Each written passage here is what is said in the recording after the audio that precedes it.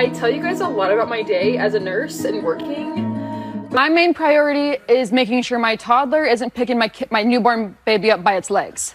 But her rise to internet fame came to a screeching halt. Nothing's going on. The Ogden, Utah Police Department confirming to ABC News that an investigation has been opened. Breaking news. Nurse Hannah has reportedly been arrested. I didn't see any of what the internet is going crazy about. She loves her little boy. She's not a violent person. We have some shocking updates from the 17 diaper mom Nurse Hannah situation. To quickly catch you up to speed, Nurse Hannah is the TikTok mom that went viral for the 17 dirty diaper story. This viral mommy moment, I think if I counted right, that's 17 diapers lying around my house. turning into an online revolt over the struggles of new parenthood, making headlines across the country. I am now known as the 17 diaper mom. That's probably gonna follow me forever. Then quickly got herself canceled for displaying child abuse behavior in her videos. I'm not changing my kid's diaper when they pee. I've never done that. Do you know how expensive diapers are?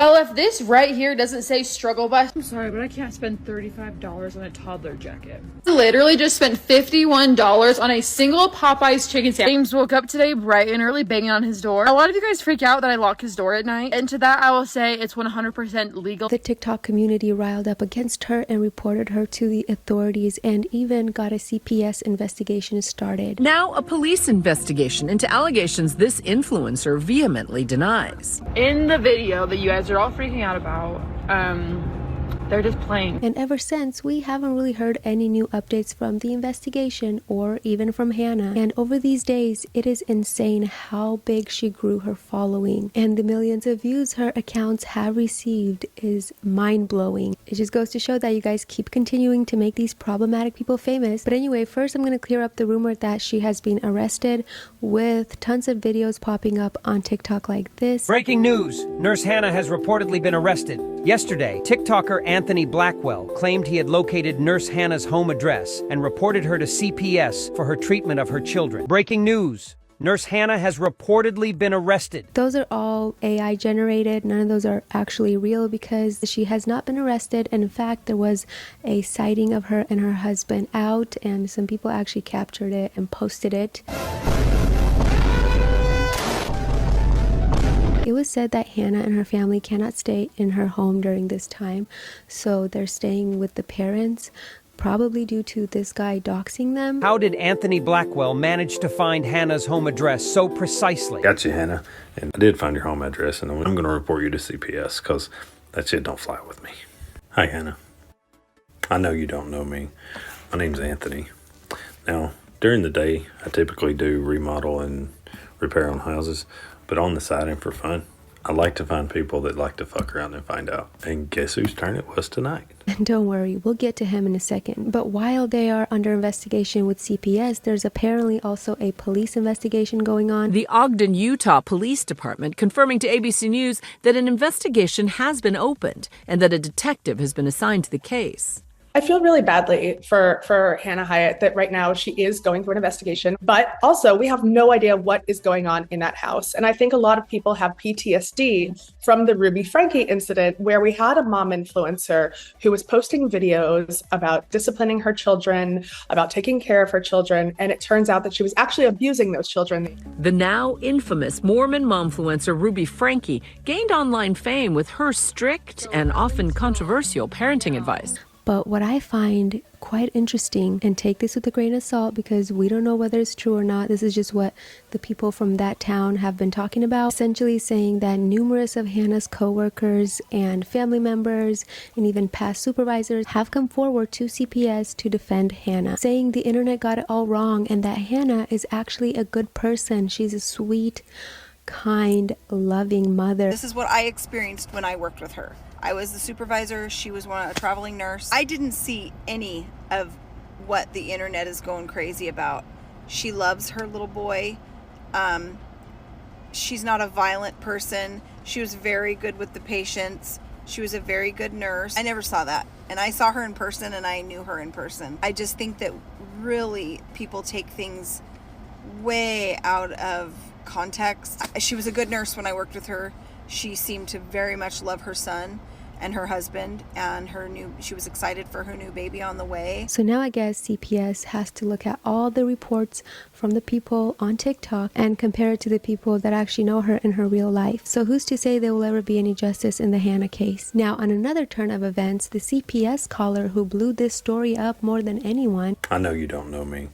My name's Anthony. On the side and for fun, I like to find people that like to fuck around and find out. Who got exposed by his stepsister for allegedly being a PDF file. His stepsister is currently posting TikTok videos about how he essayed her and multiple other family members as a child. Hey guys, my name is Ashley, and I am one of the victims of Anthony Blackwell, aka Tony. He, as a child, me and numerous of our cousins, I was not the only one that you wanted to touch. You wanted to have to sit on your lap. You accidentally slid your finger in. Where are you at right now? Why don't any of our family have anything to do with you? Why is it that your own father doesn't even want you at his funeral? So he ran and hid by deleting his TikTok and trying to scrub his social media so people won't find him. I will not stop. I will get justice for my family. So once that video came out, his account went MIA. It is no longer there. You can search his name. Nothing comes up. Now, she claims this happened as soon as she messaged him on his account saying, "We found you." Apparently, he's been hiding from his family. They didn't know where he was. And now she's saying they all found him. He now has reactivated his TikTok and came out with a response video. Y'all bear with me. I've been trying to make this for a while. I want to start off by saying that I absolutely and unequivocally deny any of the allegations going around against me right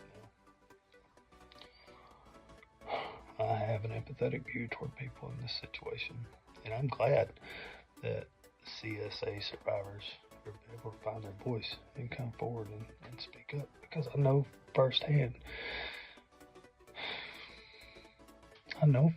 how SA can ruin you as a person. In the past week, when I took a step back, I did put in place, we are in the middle of steps to have my name cleared, because my words are enough.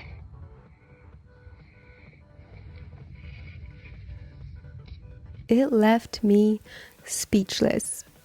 What is he yapping about? And all these people in the comments being so delulu, like, we believe you. No, unfortunately, I don't believe you, and that's just my opinion. And let's not forget, his TikTok handle used to be called That One Narcissist. So when he puts on this emotion, just looks so cringe and fake to me. But I kept looking through his comments because I wanted to know what is his response for deleting his social media. Just want to come on here and address some commonalities that I'm seeing in the comments over the situation that's going on. As soon as the accusations came out, I didn't even know there were videos about me. I started getting hate comments, and I started getting unalive threats.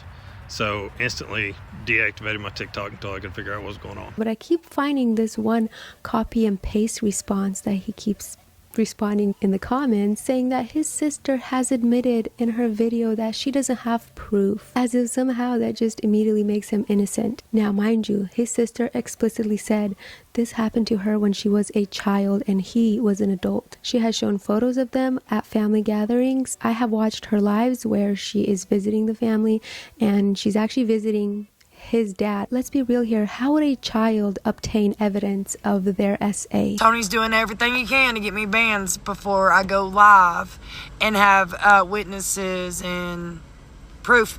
It's crazy to think that if you don't have evidence, then you're immediately not going to be believed. But the fact that other cousins have come out on her live corroborating her story and claiming that they have had similar experiences. And then I've also got some confirmation that Friday when I go live, I know that I'll have the little sister and one of the cousins that he SA'd. I think should at least say something and not just let this man scot-free because he came on camera crying. And now this man has done everything in his power to get his sister's TikTok account banned, and it worked. My other account got banned. I had over 8,000 followers, and now since my platform is gone and not so many people can hear my story, threats are being sent to my cell phone, and I'm not going to be quiet. Many people were assuming that maybe she deleted her TikTok now that he finally spoke out, and that's not the case. They banned her account, so she had to make a new one, and you best believe she had a response. I received a text message telling me I had 8 hours, guys, to say that I fabricated my stories. I will never say that I lied about the things that I said about the person that I'm saying them about. But because I can't have proof, I will leave his legal name out. But Thumbs knows who he is. He knows what he did.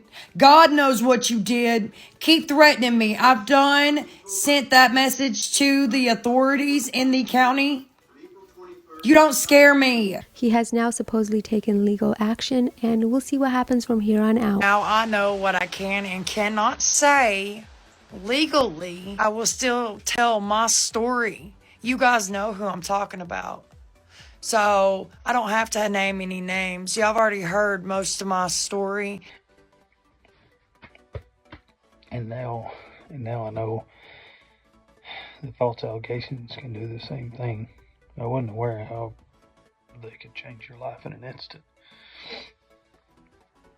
Honestly, this situation is just so toxic, and it never fails to surprise me the amount of trauma dumping people are comfortably uploading to the internet, which I'm not necessarily saying it's a bad thing. I mean, I do love how many people it has helped, but also hurt.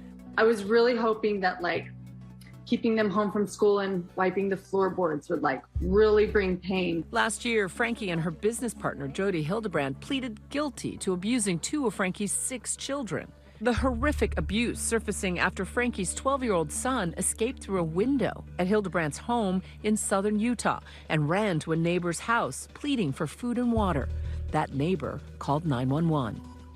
I just had a 12-year-old boy show up here at my front door asking for help. He's emaciated, he's got tape around his legs, he's hungry, and he's thirsty. Hildebrand and Frankie were sentenced to 4 consecutive sentences of 1 to 15 years in prison. Hyatt hasn't been charged with any crime. She fired back on TikTok, denying that she or her husband mistreat their children. The fact that I'm even being compared right now to Ruby Frankie is absolutely comical. It's hilarious, really. I hope you have a wonderful Christmas, and I'll see you in my next video.